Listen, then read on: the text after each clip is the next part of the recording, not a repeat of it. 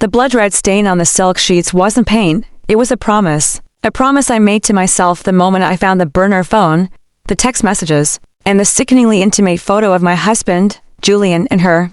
Asterisk I didn't scream. I didn't cry. I didn't even drop the phone. Asterisk my first thought, the cold, terrifying anchor that kept me from dissolving was, how can I ruin them both, without them ever knowing it was me? A quick, angry divorce wasn't enough. Julian hadn't just cheated. He had poisoned the only safe place I had ever known. And Clara. She had looked me in the eye at my anniversary party, complimented my dress, and laughed at my jokes, all while planning to tear my life apart. I didn't want justice. I wanted a masterpiece of slow burn, psychological destruction.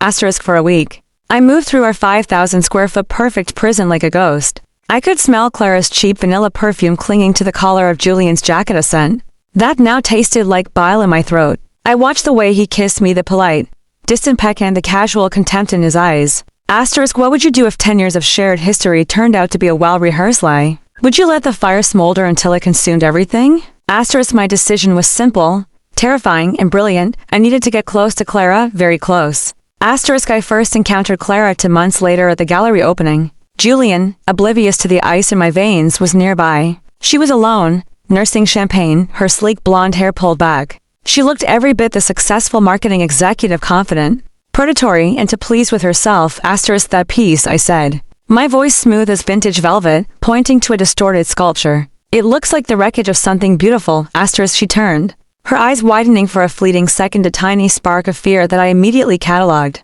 Oh, I was thinking it looked strong, resilient. Asterisk wreckage is always resilient, I countered, offering my hand. I'm Eleanor Vance. My husband, Julian, is a fan of the artist. Asterisk Clara Thorne, she replied, her grip firm and surprisingly cold. I work in marketing. You must be the Eleanor Julian talks about. Asterisk that was the moment the curiosity gap opened. Which Eleanor? I knew the answer, but the uncertainty in her eyes was a victory. Asterisk he talks about me constantly, I said, a slow, genuine smile spreading across my face. He's a good man, but a terrible bore about art.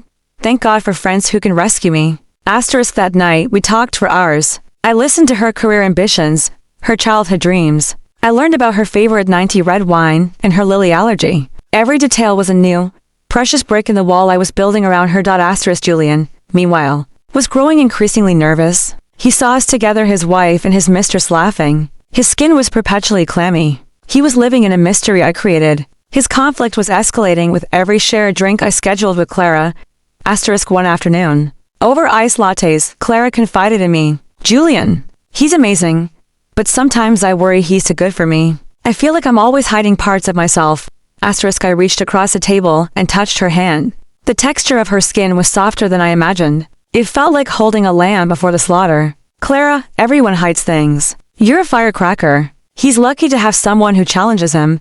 Asterisk I had to show vulnerability to earn hers. Asterisk you know, my biggest fear, I admitted, lowering my voice, is that I'll wake up one day and realize I've spent my entire life building something for someone else. Asterisk her eyes, a striking blue, softened with genuine connection. Empathy maximized. She saw herself in my invented fear. Asterisk the plan's second phase was about information control. I started casually mentioning details about Julian's finances, his company's shaky stock options, the prenuptial agreement that left me with far less than I deserved. A detail I knew Julian hadn't disclosed to Clara. Asterisk he's under a lot of pressure at work, I sighed one evening, while Clara and I were having a girls' night in. The aroma of freshly popped, slightly burnt microwave popcorn filled the air. He keeps saying he needs a massive capital injection, something from a high net worth individual who believes in his vision. Asterisk Clara, who had always viewed Julian as rich, established man, was confused. But his company is doing great, right? Asterisk curiosity gap, the answer breeds a new question. The house is leveraged to the hilt, darling. It's all about appearances. He needs an investor. Badly. Asterisk I had amplified the desperation. I had created the perfect storm for Clara to act like the ambitious partner she thought she was, pushing him to make a financially catastrophic move. Asterisk conflict escalation. The risk was no longer a simple affair. It was now a financial ticking time bomb. Asterisk I got the text from Clara. Eleanor, I think I have a contact for Julian, a major player in the Bay Area, but Julian needs to be careful. This guy plays hardball.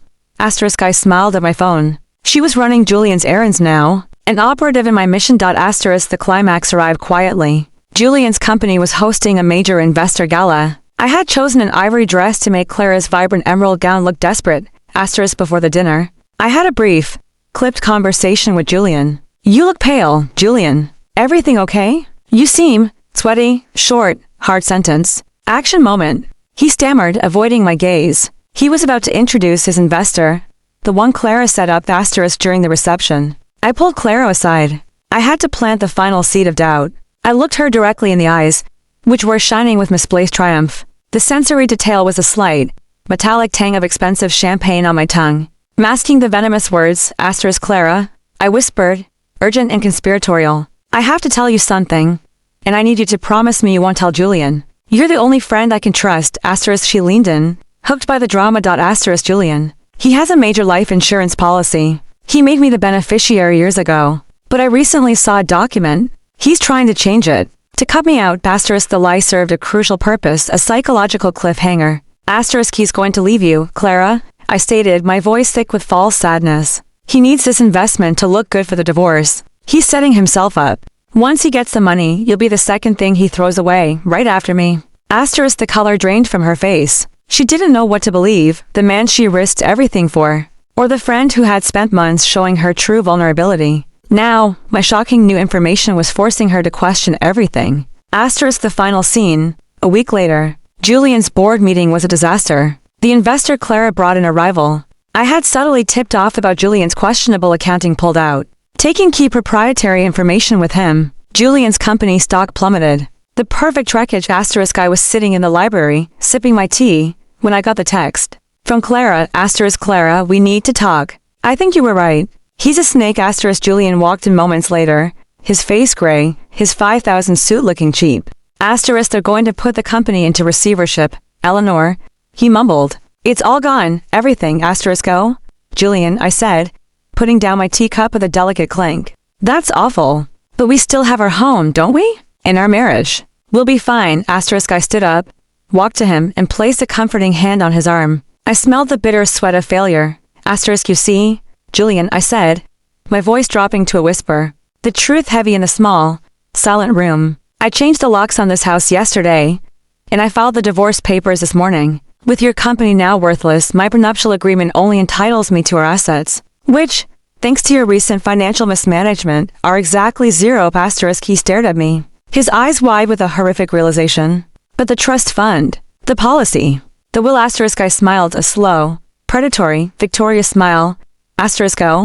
Darling, I purred. That's the best part. You never managed to change the beneficiary on your massive, decade-old life insurance policy. It turns out, that policy has one ironclad, irrevocable beneficiary named on it from 10 years ago.